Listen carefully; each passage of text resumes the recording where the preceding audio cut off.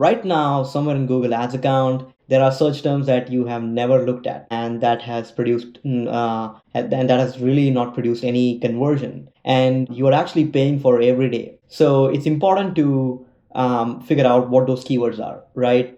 This is not because you said something wrong, it's because how the system is built. And the way you can manage that is through negative keywords. And most advertisers treat it like a fly swatter, right? They open the search terms report when a client complains, they exclude a handful of obviously irrelevant ones, and then they close the tab. And it shows up in the change history, and then you're done. Well, that's not how you're supposed to manage. So your budget is really not one number, it's actually two. So there is a portion of people who are buying traffic from people who could genuinely become your customers, and then there is portion of buying clicks from people who are never going to buy anything from you. These are people like searching for a job, or they are searching for a competitor name, or a wrong product, or wrong geography. It can be even the wrong intent, right? So that's why your budget is broken down into two different categories. And what I'm going to go through is I will start with the foundation. We will cover like the match types. We will cover the hierarchy, which is account level, shared list, campaign level, ad group level. Then the actual review workflow, like the core of this video, the 6-step loop. And then what is Ngram analysis, which is the single biggest spend upgrade you can make in this process. And then building your list library, brand traffic control. If you're running Performance Max campaign, we will cover that as well. So the first one is the foundation. What exactly is a keyword? Well, the keyword is basically what you bid on, right? You type it into the platform, you control it completely. And in this example, let's say running shoes, right? A search term is when a real human being actually typed into Google, and you do not control that at all, right? Google decides when real searches are close enough to your keyword and your ad gets triggered. So that's basically is your keyword. So when people search for running shoes, your ad is going to show up. The same keyword,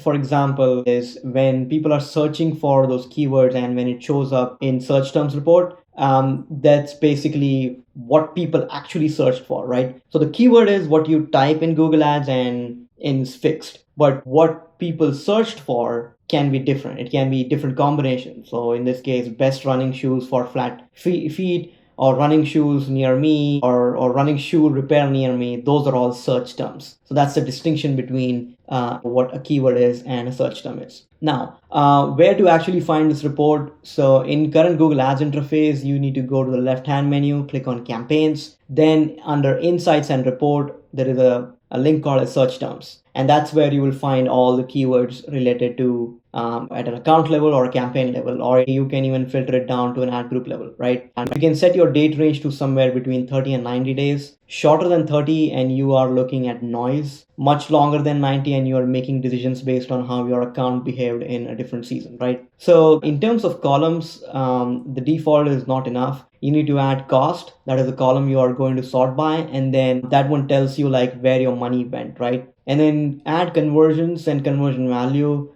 clicks and impressions. That way you are taking in more metrics to make the decisions, right? Add two columns that people forget, which is added/excluded status. So you can see what you have already dealt with. And then search terms match type, which tells you how loosely Google matched that query to your keyword. And the second one is useful if the wasteful terms are coming in a broad match. That tells you something about the fix. So that's how you need to review your search terms and what metrics you need to add to your column. So negative match types, you have three different options. Number one is broad match, and it's default. You type it in plain, no punctuations. It blocks a search when search contains all of your keywords, any order with anything else around them. Negative phrase match uses quotations. It blocks a search that contains your exact sequence of words in that exact order. And then negative exact match uses square bracket. It blocks only the search in precisely those words and nothing else. No extra words at either end. So the reach goes widest at the top and narrowest at the bottom. It's the exact same way when you set up a keyword in your Google Ads account. So broad, phrase, and exact. And that's how negative match type works. So the goal here is that negatives don't match close variants. So same negative keywords throughout. Let's say for running shoes, 4 different search terms. Someone searches running shoes. All 3 match types blocks it.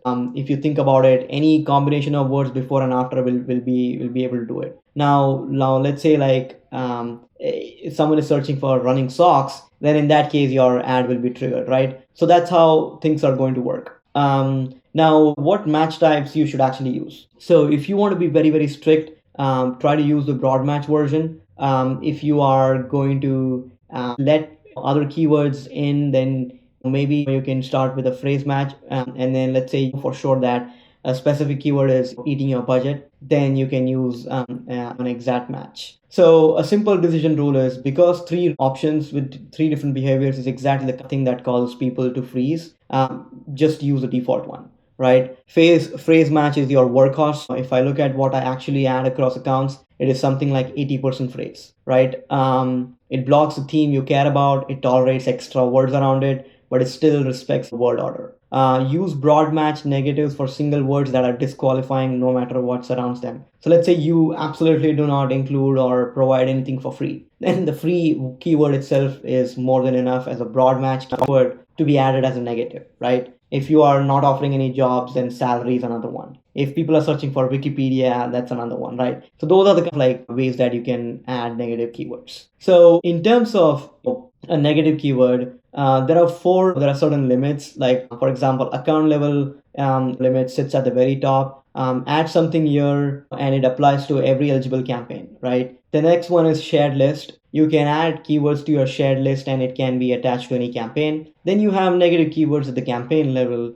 And then finally, you have negative keywords at an ad group level. There are certain limits. So 10,000 negative keywords per campaign, 5,000 negative keywords per keyword list, and then 20 negative keyword lists per account, and then 1,000 account level negative keywords. And finally, 1,000 on display and video campaigns. So that's like, some limitations that you need to work when it comes to setting up negative keywords, right? Now, from a review loop, I mentioned about it at the beginning of the meeting, or it really depends on, 6 steps, right? You pull the search terms report, you filter out, which is you strip out everything below a meaningful click. Then you sort by cost, and then you classify, like every row gets exactly one of the 4 verdicts, right? Which we'll cover on the next slide, which is like a pass, not going to work out, or maybe later or something like that. And then you apply that negative keyword and then you log it, right? So that's how you do that. And basically what you can do is you can filter by, let's say, if clicks are greater than 5 and then conversions are equal to 0, it goes to like waste list. Or if cost is greater than 2x of your target cost per acquisition and conversion is equal to 0, it goes into urgent list. And then let's say if conversions are greater than 1, it goes to the promote list. And then if impressions are greater than 500 and clicks are 0, the relevance problem list, right? So that's how you can categorize in terms of how you need to manage it. The next one is like I said, you either promote a keyword, right, and that you need to add. You either keep the keyword, which are relevant. You watch the keyword, which are like maybe ambiguous intent, and then you add it as negative, so because that it's wasting your budget. So how do you do an n-gram analysis, right? If you take one workflow change from this video, take this one, right? Most people review the search terms report row by row. Look at the left side of the screen, 5 separate search terms, each one costing between $7 and $14, each one with 0 conversions, reviewed individually. Every single one of them looks small enough to ignore, right? Now look at that same data restructured way, right? Instead of treating each search term as a unit, you break every term into its individual words and then total the spend for each word, right? Suddenly the word free has $49 against it and 0 conversions. Cheap has 31, job has 20. That is one decision instead of 5. And it is a better decision because when you exclude the token free rather than 5 separate phases, you also block future variant of something that you have not seen. So that's how n-gram analysis works. To summarize, free running shoes, free shoes online, free trainers, UK, get free sneakers, free shoe samples. That's like row by row. But then when you do an n-gram analysis, it's one token which is free that has multiple combinations, right? That's how you need to do n-gram analysis. So again, you can do it in a spreadsheet. You can do a free n-gram tool, or I will add a link to a tool that I've used and it works phenomenally, and the link is in the description. You can try it out. It helps a lot from a keyword management as well. So from a list building library, I would say like you can create like a library for a job and career, free and DIY, a library for research and info, which covers like what, how, like question based, one for competitor names, one for adult and unsafe list, one for wrong geography, one for wrong product, and a list for your own brand. So that's how you can apply these different library of keyword list, and you can apply it at an account level, shared list, and campaign level. You can also use some naming conventions like neg-universal-jobs and career, or neg-vertical-SaaS research terms, or neg-geo non-service US states. Like trying to come up with different naming conventions is absolutely important. So I would start with your starter list like job seekers, free intent, DIY intent, pure research, bargain hunters, wrong intent, and education. And then obviously control your brand. So keep generic campaigns of your brand terms, keep performance max of your chosen brands as well. So that's how you can control your brand. In terms of brand exclusion, again, this is important. In terms of you need to build a brand list and then you can attach it to the campaign. So that way it doesn't dilute your campaign performance as well. From a broad match perspective, again, I would say it matches on meanings, not keywords. So keep an eye on that. And then performance max campaign now accepts campaign level negative keywords as well. Don't overdo this. Follow the process. Go through your keyword list, and then it's more about your day-to-day management, right? So by doing this, you're going to increase your click-through rate, you're going to increase your conversion rate, your cost per acquisition goes down, your quality score increases, you're going to decrease your wasted spend, and it's going to help you with managing your impression volume. So that's pretty much it, guys, in terms of this video. Make sure to like and subscribe to my channel. There are a bunch of free resources in the description. Make sure to make use of them. Subscribe, and I'll see you next time. Thank you.